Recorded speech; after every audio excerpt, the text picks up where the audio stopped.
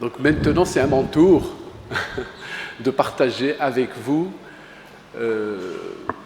je dirais, une partie de mon parcours que je souhaite un peu partager. Je l'ai toujours fait. Ça a été une expérience assez intéressante, mais au cours même de mon parcours professionnel au sein de l'université, j'ai également nourri la si vous voulez, dire, plusieurs dimensions entourent le statut du doctorant et du docteur, bien évidemment, à la fin. Donc, on va ensemble, comme ça, faire une petite expérience, maintenant et à la fin de cette conférence. Je souhaiterais que l'ensemble des doctorants, avec beaucoup de naturel, sans trop réfléchir, alors, est-ce que je vais poser une question? Tous ceux et toutes celles qui ont un projet donc en tête, donc l'après-thèse, l'après-soutenance, est-ce que vous avez réfléchi à un destin différent que celui du parcours académique? Ça veut dire lever la main ceux qui n'ont jamais pensé à un autre parcours. C'est uniquement enseignement-recherche ou recherche. Donc levez la main. Je voudrais, je ne sais pas, est-ce que ma question a été comprise? Alors, je pense, راكم كاملين هنايا خممتوا على ما بعد مناقشة الأطروحة. ما بعد مناقشة الأطروحة، est-ce que خممتوا في رسالكم بليك غادي نخدم حاجة واحدة أخرى que l'enseignement recherche ou la recherche? C'est ça ma question. Donc, نفهم بليك اللي رفعوا كاملين يديهم enseignement recherche.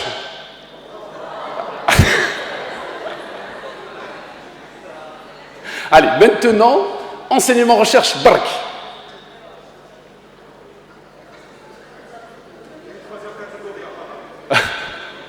Bon, s'il y a une troisième catégorie, ça serait intéressant. Bon. Allez, on va refaire la même expérience tout à l'heure. Donc, effectivement, docteur, quel projet professionnel? Souvent, effectivement, on est content. En première année, en deuxième année, on est souvent content d'avoir décroché un financement de thèse ou avoir décroché le concours de doctorat. On est étudiant doctorant, on plonge complètement dedans, mais alors, dans la majorité des cas, on réfléchit rarement à l'après-thèse. C'est surtout soutenir cette thèse. C'est souvent le cas, donc de par mon expérience personnelle, mais également mes propres doctorants, ainsi de suite. Donc, ça, c'est des choses comme ça, c'est un petit, effectivement, bon, c'est des évidences quelque part. La recherche scientifique, clé de tout progrès et développement des nations. Tout le monde est d'accord. Ça a été en tout temps et en toute heure vrai, vérifié. Les chiffres que vous voyez, qui se succèdent plus bas, s'il vous plaît, je souhaiterais un peu plus d'attention, j'entends des chuchotements. Donc, plus bas, c'est des rapports. Nombre de chercheurs par habitant.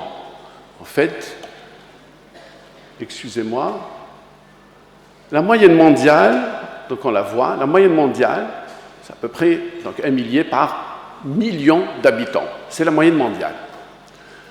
Il faut savoir qu'Israël est à la première place, vous voyez, par rapport à la moyenne mondiale, donc 8337 chercheurs par million d'habitants. Ça, c'est des chiffres récents quand même, 2012. Deuxième place, la Chine. Donc, en même pas une dizaine d'années, elle a dépassé les pays traditionnellement à la tête de ce podium. En même pas. 6 ou 7 ans. La troisième place maintenant, toujours, chiffre 2013, c'est les USA. Bon, mais le chiffre n'est pas loin du millier. Bon, ceci dit, maintenant, ok, le Otaroha, Rahena, il y avait une intervention, une question qui a été posée hier au professeur Belbéchir, qui m'a interpellé, qui m'a vraiment interpellé, et la réponse du professeur était encore plus forte, donc je la reprends, avec la permission, bien évidemment, du professeur Belbéchir. Donc à quel prix, finalement, être au service des millions d'habitants, 1000 pour 1 million, bon, à peu près, donc la moyenne mondiale, nous sommes au service de ce million. Donc, à quel prix? Posez-vous la question, que dois-je faire pour être un scientifique? Établissez une liste de critères définissant le statut des scientifiques chercheurs. Ça a été discuté hier. Du coup, je me suis rappelé qu'il y avait quelques éléments de réponse à cette question. Parce qu'on n'a pas développé finalement Les quelques éléments, sans pour autant que ça soit extrêmement et définitivement vrai, mais c'est une référence quand même, c'est le cadre européen des certifications. Donc le cadre européen des certifications, ce que vous voyez là, du niveau 1 au niveau 8, c'est une comparaison, si vous voulez, entre le savoir que l'on doit cumuler. Donc le professeur Yousfat a parlé tout à l'heure de savoir, de savoir-être, de savoir-faire également. Et plus on avance dans les niveaux, on voit la complexité et si vous voulez, toute la complexité du statut.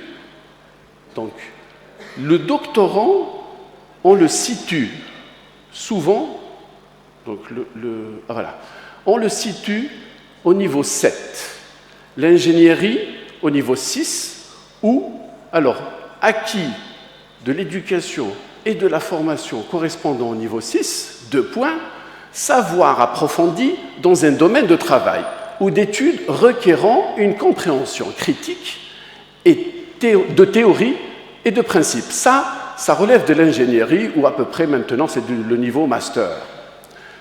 Le niveau 7, regardez, savoir hautement spécialisé, première caractéristique du doctorant ou du docteur, dont certains sont à l'avant-garde du savoir dans un domaine de travail ou d'études, comme base d'une pensée originale et ou de la recherche.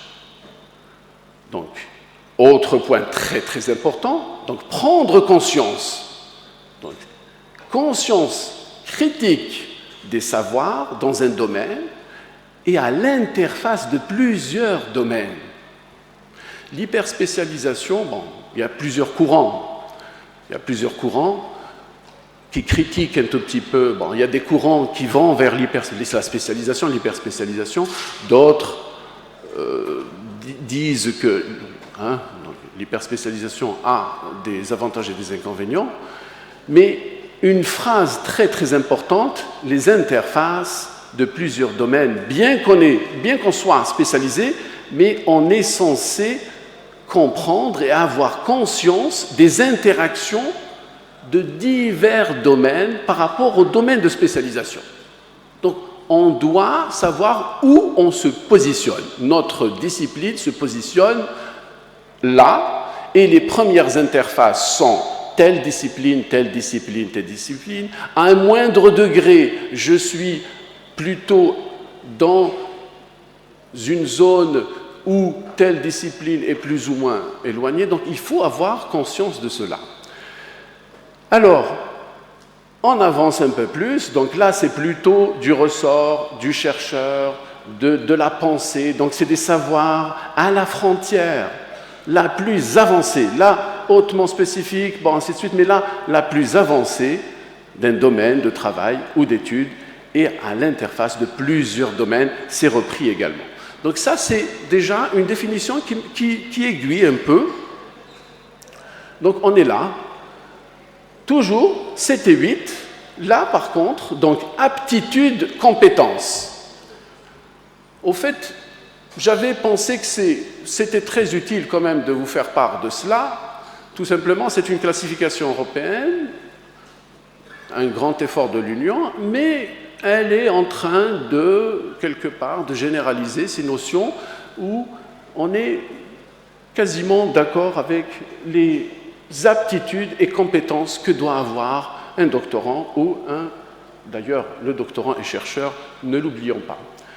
Donc, aptitudes spécialisées pour résoudre des problèmes en matière de recherche et ou d'innovation, le terme est fort, pour développer de nouveaux savoirs et de nouvelles procédures et intégrer les savoirs de différents domaines. Donc là, c'est l'aptitude. Il faut, donc pour avoir cette aptitude ou être, donc la compétence, elle est là, donc être capable de gérer, transformer des contextes professionnels ou d'études complexes, imprévisibles et qui nécessitent des approches stratégiques nouvelles.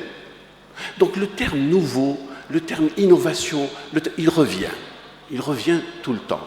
Mais ceci dit, la maîtrise de l'état de l'art est capitale pour dire que, effectivement, j'apporte une nouveauté. Donc l'état de l'art est capital à ce moment-là. Donc prendre des responsabilités, c'est également un point super important pour contribuer au savoir et aux pratiques professionnelles et ou pour réviser la performance stratégique des équipes. Au fait, cette définition est très, très, très intéressante. Le terme professionnel revient. Le terme, donc, transformation, prendre des responsabilités, c'est des termes qu'il faudra s'approprier. Dans on va dire, le niveau le plus élevé, donc démontrer un niveau élevé d'autorité, d'innovation, d'autonomie. Là, vous êtes, si vous voulez, ça c'est la maturité. Atteindre ce niveau-là, c'est vraiment la maturité scientifique, l'intégrité scientifique. L'intégrité scientifique, on en a parlé énormément pendant toute la semaine, ou professionnelle, et un engagement soutenu vis-à-vis de la production de nouvelles idées ou de nouveaux processus dans un domaine d'avant-garde de travail ou d'études, y compris en matière de recherche. Donc, ceci, c'était juste pour répondre un peu à cette question. Quelles sont les compétences, quelles sont les aptitudes que doit avoir un chercheur, un futur chercheur. Donc, vous, au fait, vous êtes encore en pleine formation par la recherche. Donc, du coup, tentez de vous approprier, pas tenter, c'est votre objectif. Voilà, moi je verrai un doctorant, futur docteur, effectivement forte spécialisation, avec plusieurs compétences complémentaires. La concurrence, elle est très rude maintenant. La concurrence est très très rude, vous êtes nombreux. Donc avoir des compétences complémentaires à votre champ disciplinaire principal n'est plus un accessoire, c'est vital, c'est devenu vital. Donc les compétences, je pense que le message est clair ici, ou avoir plusieurs casquettes. Ça également, c'est un peu une petite... Quel est donc, finalement, monsieur le professeur Yousfat a introduit la chose, donc le doctorant, futur docteur, à la fin de son parcours, est-ce que, au final, c'est uniquement la carrière académique ou de recherche qui l'attend? Alors, de par le monde, donc la tradition anglo-saxonne nous dépasse là-dessus énormément et dépasse la tradition française, et nous, on est bien loin de derrière. On essaye un tout petit peu de rattraper, des tentatives sont là, mais il faut savoir une chose, en termes d'intégration du docteur dans les secteurs d'activité, la logique anglo-saxonne est bien plus éloignée, bien plus évoluée là-dessus. Il faut savoir également que le LMD un des principaux fondements, c'est cela, rapprocher vraiment tout ce qui est enseignement doctoral vers les secteurs d'activité socio-économiques. Le rapprochement est de mise. Donc là, c'est des questions. Carrière entrepreneuriale, pourquoi pas? Créateur d'entreprises. Vous savez très bien que les universités américaines, beaucoup d'entreprises naissent au sein même de l'université. Vous le savez. Hein? Facebook est né au sein de l'université. Google est né au sein de l'université.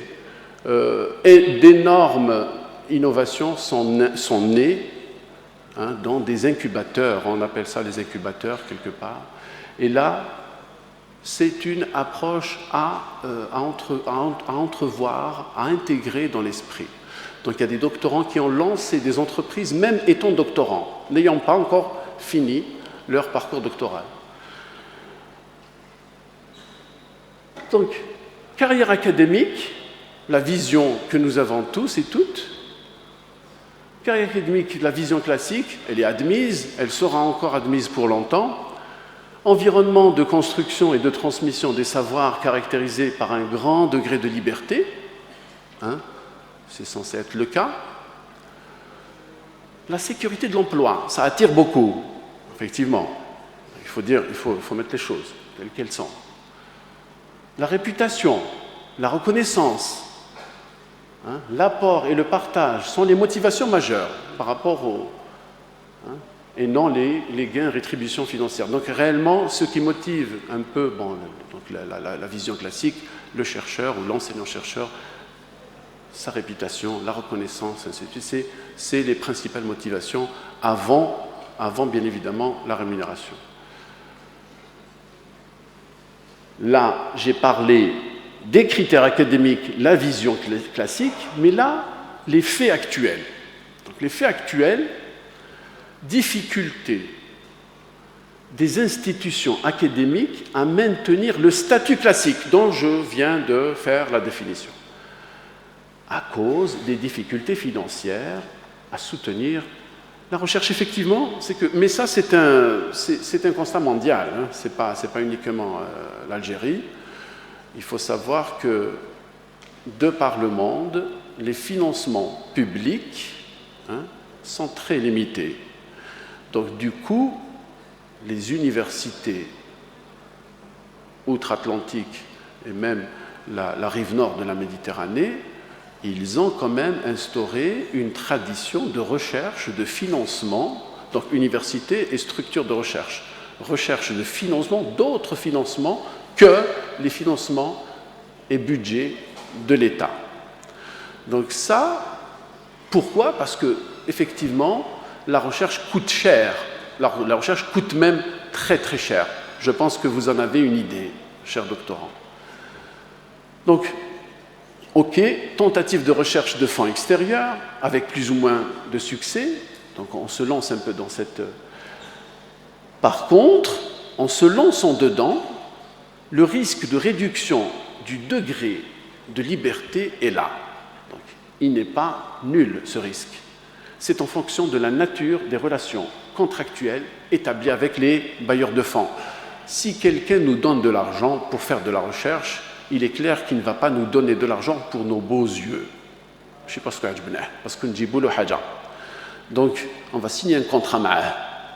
Ou avec le contrat, il est clair, il est stipulé de développer tel procédé, de faire telle étude, de faire telle enquête, de faire ressortir. Donc, les degrés de liberté de la définition classique, ça me nuise. Ceci dit, il y a un équilibre à trouver.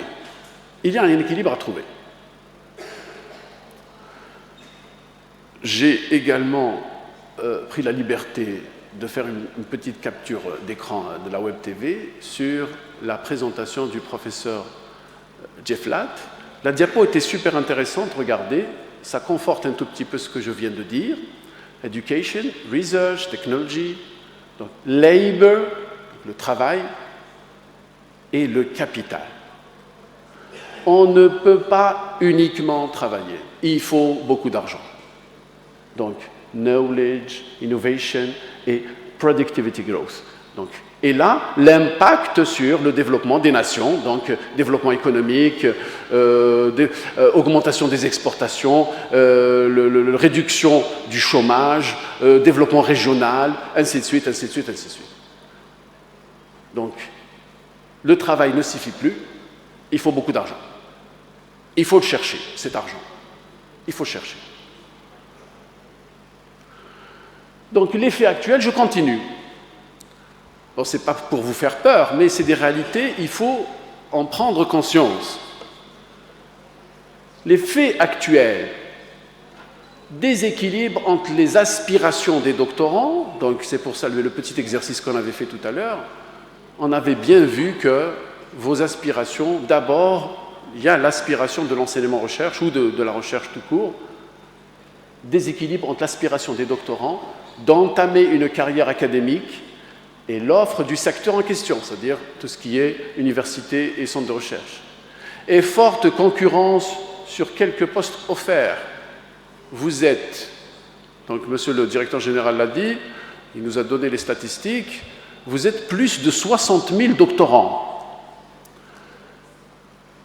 Sans parler des doctorants qui ont soutenu avant vous, et sans parler des doctorants qui vont venir après vous. Donc la concurrence est rude. Et batailler pour quelques postes budgétaires au niveau des universités ou au niveau des centres de recherche, des fois la bataille est vaine. Du coup, il faut toujours un plan B, Yajma. Le plan B, des fois, peut être le plan A, finalement. Donc là, quelle est la capacité d'absorption de tout ce beau monde? Il faut savoir qu'en France, bien évidemment, tous les domaines ou toutes les disciplines ne sont pas au même rythme, mais pendant, de 2005 à 2010, les biologistes avaient énormément de mal à se faire recruter. Il fallait qu'ils montrent patte blanche avec 3, 4, 5 postdocs. Et chaque postdoc, 3, 5, 6 publiés. Vous faites la multiplication. Donc, c'est des postdocs ou exigences, postdoc à l'étranger, postdoc pour pouvoir postuler donc à quelques postes. Donc la biologie était, pendant ces années-là, je ne sais pas exactement le cas maintenant, mais tout dépend également des champs disciplinaires. Il y a des champs disciplinaires qui recrutent plus que d'autres. Mais ceci dit, c'est un exemple qui m'est venu en tête. Il faut savoir que il faut intégrer cette donnée. Il faut vraiment l'intégrer et se dire qu'il peut y avoir cette probabilité de ne pas se retrouver à l'université ou dans un centre de recherche. Donc, autre fait établi, donc déséquilibre dans la répartition des docteurs sur les différents secteurs d'activité. Très peu de diplômés s'insèrent dans les secteurs productifs et de services. En France, il y a deux notions. Bon, je parle beaucoup de France parce que j'y ai séjourné 8 ans, donc je connais quand même le pays et ses règles dans ce domaine. Donc l'insertion des doctorants, alors ils avaient ce qu'on appelle une notion assez ancienne, le statut de docteur-ingénieur. Le statut de docteur-ingénieur, c'était quand même une espèce de docteur, donc à la fin, qui est facilement insérable dans les secteurs d'activité socio-économique, le docteur-ingénieur, bien que, il peut également se retrouver dans l'académique. Donc c'est un peu un statut hybride qui a évolué aux formes actuelles que l'on connaît. Les bourses CIFRE, c'est des bourses de docteurs en milieu industriel. C'est des problématiques posées par un industriel. C'est des thèses de 3 années, un maximum, où le doctorant séjourne une grande partie de son séjour doctoral au niveau de l'entreprise, à traiter, à faire des expériences, et ainsi de suite.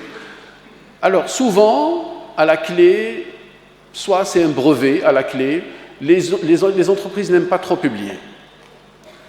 Les entreprises aiment breveter, et pas tout le temps, mais elles aiment également cumuler un savoir et le garder pour elles.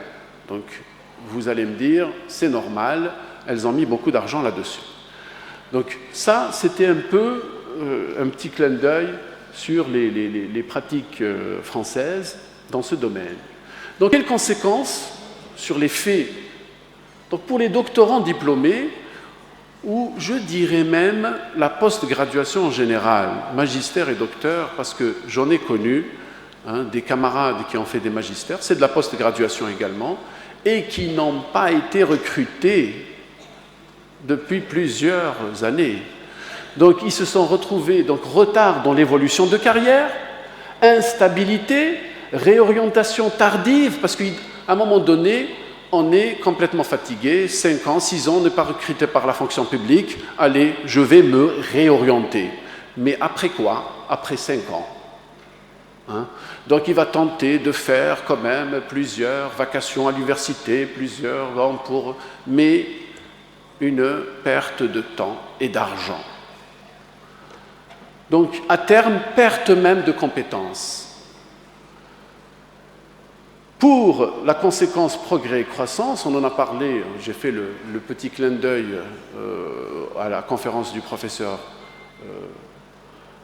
L'absence de qualification, recherche et développement, de rang doctoral dans les autres secteurs d'activité, autres que l'académique, a pour résultat l'absence de l'innovation et de la réflexion stratégique. Au fait, il y a un grand investissement sur vous, chers doctorants, un énorme investissement. Et l'État, le principal investisseur, attend un retour d'investissement. Le retour d'investissement ne peut pas être uniquement le résultat de la rédaction de jolies publications scientifiques. Non. Un retour sur investissement, c'est d'abord et avant tout progrès, croissance, et le professeur Jefflat avait bien mis l'accent là-dessus. Du coup, quoi faire? Quoi faire? Il faut se préparer à ces éventualités, il faut se préparer à cette ouverture. Donc, déjà, pendant votre thèse, la méthodologie de recherche peut être pensée, repensée. Donc ça, c'est un peu les aléas du parcours doctoral. Et là, un outil parmi d'autres, intégrer toujours dans les approches de recherche, la recherche participative, faire participer de près ou de loin, les acteurs socio-économiques. La recherche participative, mais pas uniquement. Il faudra formaliser cette approche. Il faudra la formaliser, l'officialiser. Quand on formalise, il y a un engagement des parties prenantes. La partie prenante, si elle est suffisamment engagée, l'engagement est officiel, il y a rendement. Si les échanges ne sont pas formalisés, il y a problème. Et l'engagement, donc il y a même risque de retrait de certains d'éventuels partenaires. Je pense que plusieurs d'entre vous réfléchissent déjà à partir dans des structures pour réaliser des stages, pour réaliser des expériences que vous ne pouvez pas réaliser au niveau de votre laboratoire. C'est la normalité, et de par le monde, ce n'est pas uniquement un fait algérien. Mais ceci dit, le départ en stage n'est pas une chose anodine, Jma'. Le départ en stage, c'est un projet. Il faut le construire. Les finalités doivent être très précises. Et là, je donne plus de poids donc, aux acteurs autres qu'académiques. Ça peut être des acteurs académiques, baignant dans les relations entreprises-universités, mais ça peut également être des entreprises. Je vais vous donner un exemple. L'université de Béjaïa, par exemple, travaille énormément avec l'entreprise Cévital, qui a un laboratoire recherche et développement assez bien pourvu en équipement. Plusieurs analyses de nos étudiants, à commencer par les masters jusqu'aux doctorants, sont réalisées au sein de cette entreprise. Ceci dit, elle est partie prenante parce qu'elle est gagnante également. Donc, il y a certains actes de coopération qui sont formalisés, mais beaucoup ne le sont pas. Beaucoup ne le sont pas. Donc, officialiser, définir précisément, on en a parlé, la valorisation des travaux, brevets, capitalisation des connaissances produites. Donc, vous aurez un peu plus d'idées sur les notions de brevet tout à l'heure avec le professeur Belhaï. Donc, en fin de parcours doctoral, le diplômé, avec ces quelques astuces, il s'est suffisamment imprégné afin de réduire les appréhensions d'envisager d'autres types de carrières. C'est-à-dire en se frottant, hein, si je peux m'exprimer ainsi, en se frottant suffisamment avec les partenaires autres qu'académiques, on est mieux préparé.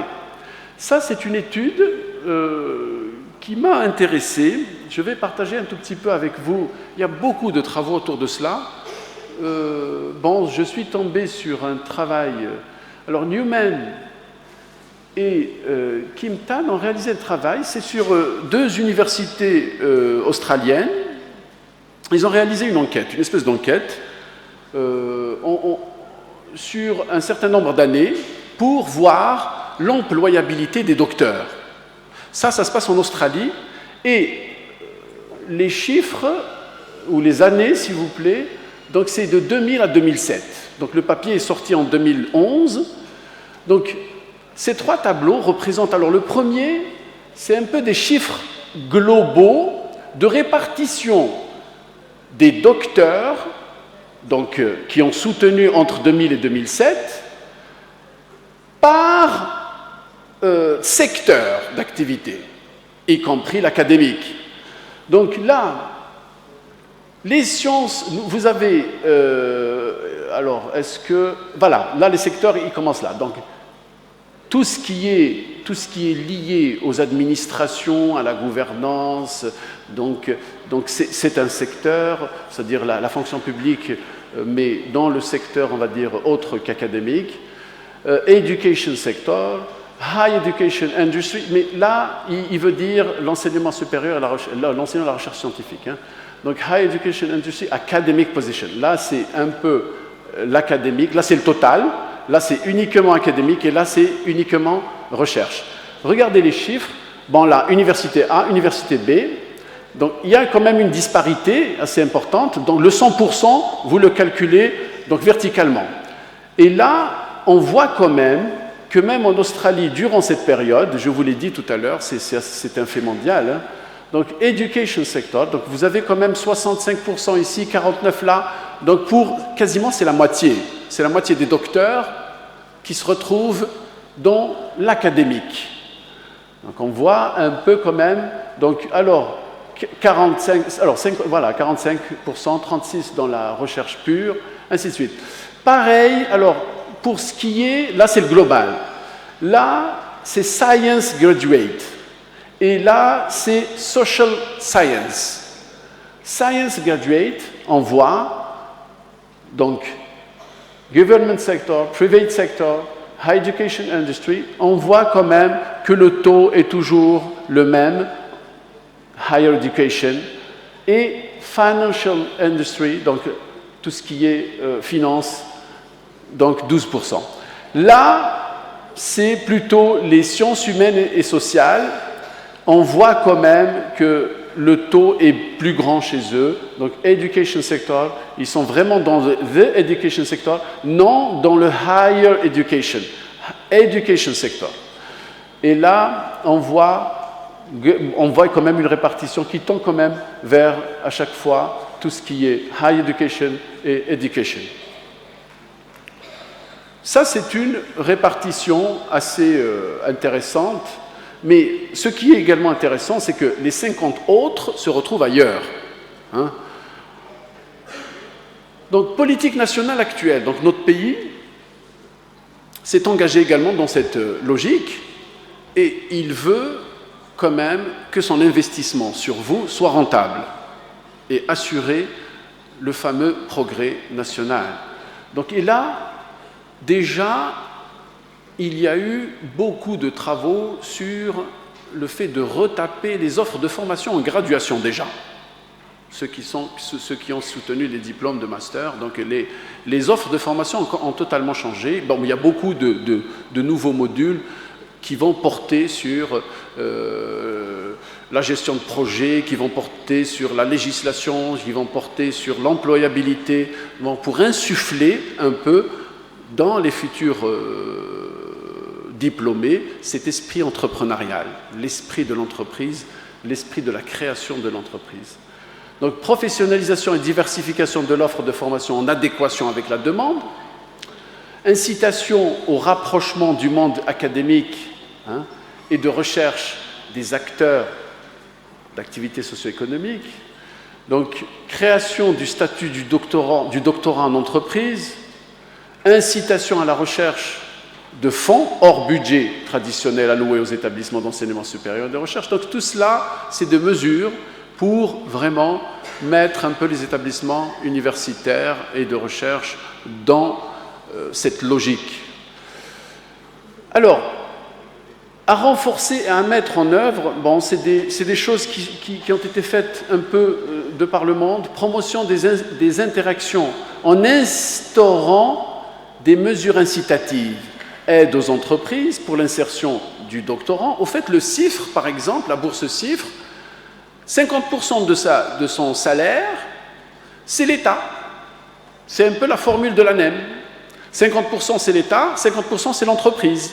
Donc ça encourage l'entreprise à franchir le pas et à faire rentrer un docteur au sein de sa ressource humaine. Donc mesures de facilitation des échanges des ressources humaines, financières et matérielles. Donc il y a quand même encore quelques, on va dire, quelques soucis là-dessus. Mesures d'allègement fiscal à l'attention des entreprises ayant signé et concrétisé des projets de recherche et ou de formation avec les universités et structures de recherche. Ça se fait beaucoup ailleurs. Donc les mesures, je pense comme ça rapidement à l'impôt. Alors, il y a une mesure en France, à chaque fois qu'une entreprise investit dans un équipement scientifique avec l'université, il y a une réduction quand même considérable de l'impôt. Donc, ainsi de suite. Donc, voilà, crédit impôt recherche. Le terme, c'est crédit impôt recherche, c'est ça. Donc, accompagnement rapproché des créateurs d'entreprises et mise en place des incubateurs au sein même des universités. Donc, tendance internationale, donc juste pour vous dire que ce n'est pas uniquement l'Algérie. Donc, les projets, par exemple, les projets européens, le projet Tempus, par exemple, bon, ça, il est arrivé à son terme, mais entrepreneuriat, innovation was stimulated by the need for creation of competitive knowledge necessary for strengthening the proactive and innovative capacity for individuals and society in facing changes and managing changes. Donc là, c'est pour faire face à la faire face aux changements qui s'opèrent.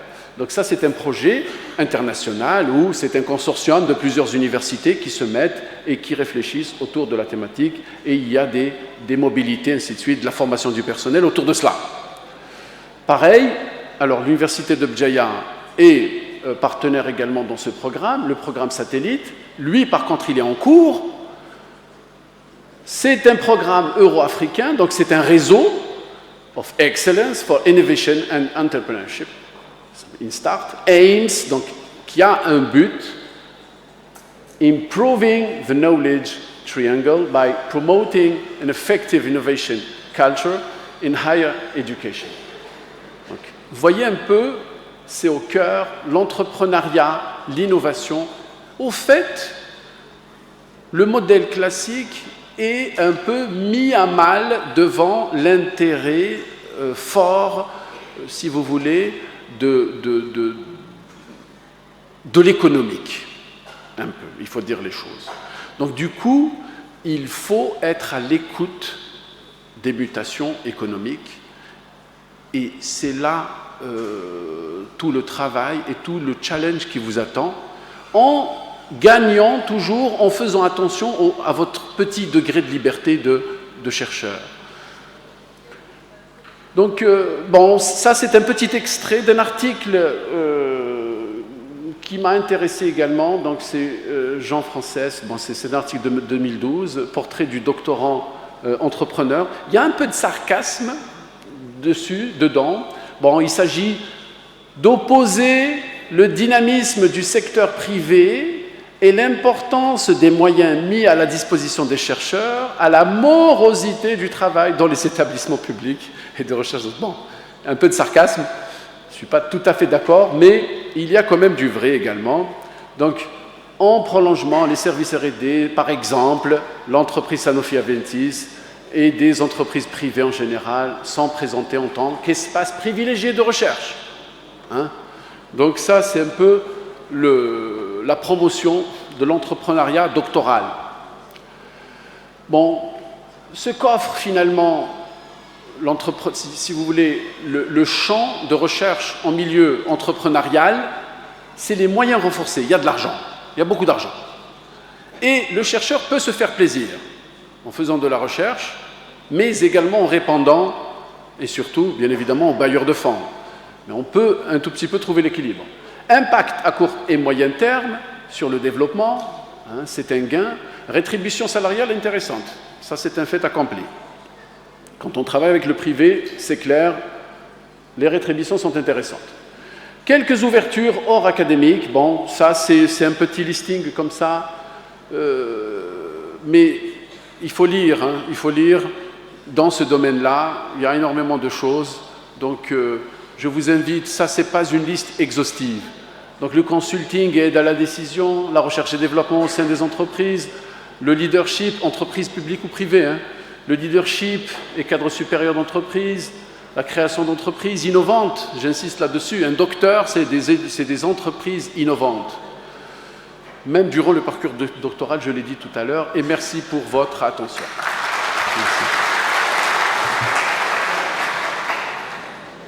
Merci, Seyed Kati.